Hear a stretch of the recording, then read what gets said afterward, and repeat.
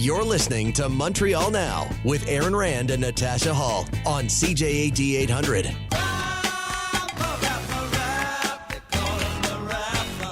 That is James MENNIE. He is over at the Montreal Gazette. Jim, I just came across the story, so let's talk about this. What is the limit now? Your alcohol limit is 0.08, right? The driving? Criminal Code establishes impaired driving as having a blood alcohol count of 0.08. And now there's consideration to lower that? Well, here's the thing.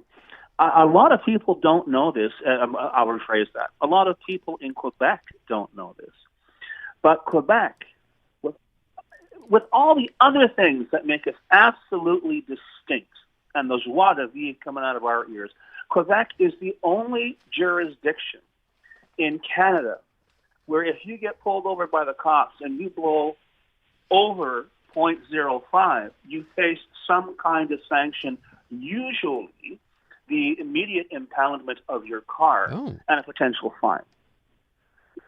Today, a Quebec coroner made public a report and recommendation. It's based on the death of a poor woman in Drummondville a couple of years back. The driver of the car was rolling with double the 0.08 blood count. She died in the crash, and he's recommending that they lower the 0.08 limit, which is the federal limit, to 0.05 to come into line with the rest of the country, and indeed to create a campaign that make people more aware that if you see somebody who's drinking their head off in a bar and walks over to a car, you have to call the cops. You must. It's your duty to call the cops.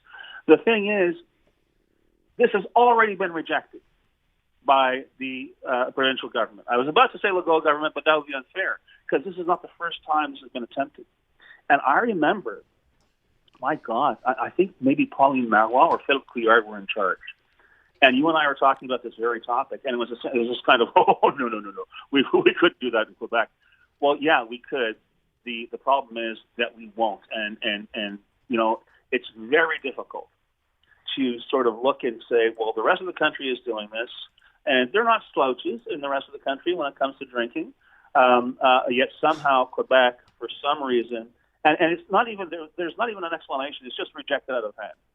So I got to tell you, maybe the backstory is the SAAQ is hardly in a position to deal with the day's business, much less an extra bunch of work caused by people who have violated a theoretical 0.05 blood alcohol in it. But I got to tell you, you're either serious about road safety or you aren't. And quite frankly, the response I'm seeing today is the same as the response I saw maybe a decade ago, which is the government, the Quebec government overall, seems to be going for option B, and I cannot understand. By the way, I didn't know that. You're shaking your head like you did know this, right? I did. Yeah. I didn't know we had the highest blood alcohol limit allowed. It's 0.08, and the rest of the country is 0.05? The rest of the country. Now, wow. the sanctions are not identical across the country. It can range from just impounding your car for a few days, for a week. You can face fines in some provinces. You can face sanctions on your license in some provinces. It's kind of a mishmash, but the one constant is 0.05. And Mothers Against Drunk Driving have been campaigning for this for decades. And Quebec remains the only holdout. And no one in government, any government, has ever provided an explanation or of any kind as to why. And does a coroner's report carry enough weight that someone might, or is that kind of... No. Oh. In a word, no. Okay. God knows. We've talked about scores of coroner's reports on various things, and if 2% get acted upon, most of them, as they say, gather dust on a shelf somewhere. But why we have this blind spot is absolutely beyond me. Let's just recall that François Legault is feeling out of favor at this moment, so he's not going to do anything that could potentially harm his likability any more than it already has been. It's not happening. Well, yeah, no, I agree with you completely, and this would be, especially out in CAC-land, I suspect this would be perceived as a bit of a downer. Wow. But all that said, this is not, and as I stress, this is not a François Legault kind of inspired policy. For some reason, in Quebec, there is an aversion for politicians, apparently of all stripes, to dare lower the threshold for what constitutes impaired driving. And remember, we're not talking about giving people a criminal record. we're talking about as a I think they call it the warning zone. Now that the severity of that warning can vary, but I'm really wondering whether it's high time that we engage in this. I know the Sûreté du Québec is always telling us that speed and distracted driving are the main killers on the roads. But something tells me impaired driving is still maybe in the top three. For sure. And this seems to me to be a no-brainer. I cannot understand why the government is continuing to hide under its desk when it comes to this topic. And why so quickly, right? Like they reacted immediately. Geneviève Guilbeault issuing the statement right away. Yeah, nope, we're not. Nope, they're all good. Nothing to see here. I mean, it is kind of crazy, and it's not new. And I'm trying to figure out, is the idea that, well, it's a cultural thing. Quebecers love their wine. Quebecers like to be alive, too. Quebecers like to drive down the highways and not have a car perhaps veer into their lane for no good reason. I remember the argument. The fact is 0.08, even though it's an arbitrary number, even 0.05, depending on all the other factors, your level of fatigue, because, it's not specifically called drunk driving. It's impaired driving. There can be any number of factors that can turn you into a possible missile on the highway. So what's the big deal? If you're responsible, watching what you drink. I for one, I drink. I really enjoy drinking.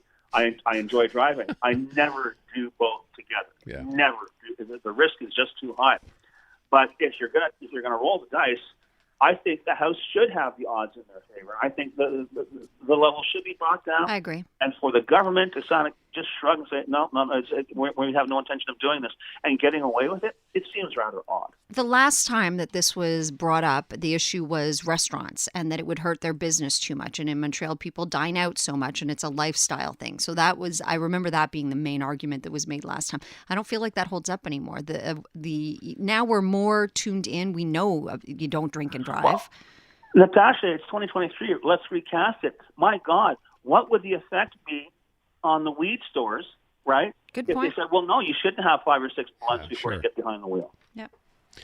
Again, it's someone texted in, Jim, you might be interested to know that, and I don't know this to be true, it seems this isn't possible either, that Quebec's the only place in Canada where you could be on a boat and actually be holding a drink. As long as you're below 0.08, that's perfectly okay. Yep. Is it true? Absolutely. Wow. And indeed, unless it's changed, I remember I did a story on this years ago, and unless you've got like a driver's license, there's no sanction. Like if you're a non-driver who's boating around, I mean, they may get you for reckless boating, but they won't get you for like being impaired. And yet another text you're pointing out here that we are the only province that changed the cannabis consumption age, right? We moved it up to 21. From 18, yeah. Well, it is across the rest of Well, how it is, because sometimes maybe a smoldering joint might interfere with the bouquet of your Chardonnay. We'll leave it at that. Talk to us about what this story is. So the third link, the promises, we know what's been going on with François Legault. Is someone else bringing this up now? What's going on? It's like an episode from The Twilight Zone is what it is, okay? François Legault, during the campaign of 2022, pledges, I will build this link, this tunnel between Quebec City and Lévis. Last April, they decide, no, it's not going to happen. After the election, after he wins, it's not going to happen. At which point, he loses. He gets beaten like a drum in the Jean Talon by-election. And then, as we have discussed, in this rather surreal moment, stands up and says, well, we're going to talk, and we're now going to reintroduce the link. We're going to have another link. We're going to talk to Quebecers. We didn't listen to them. That's our bad, and we're going to sit down and talk with you all. And the caucus is hopping up and down. They're all happy. This is not true. It's not really happening. It's smoke and mirrors. But who jumps into this morass of smoke and mirrors? Eric James, head of the Conservative Party, who in the last campaign was saying, well, no, we don't need a tunnel, we need a bridge. So he has resurrected the bridge plan. He's going to link the two sides of the river with a pair of bridges spanning Ile d'Orléans.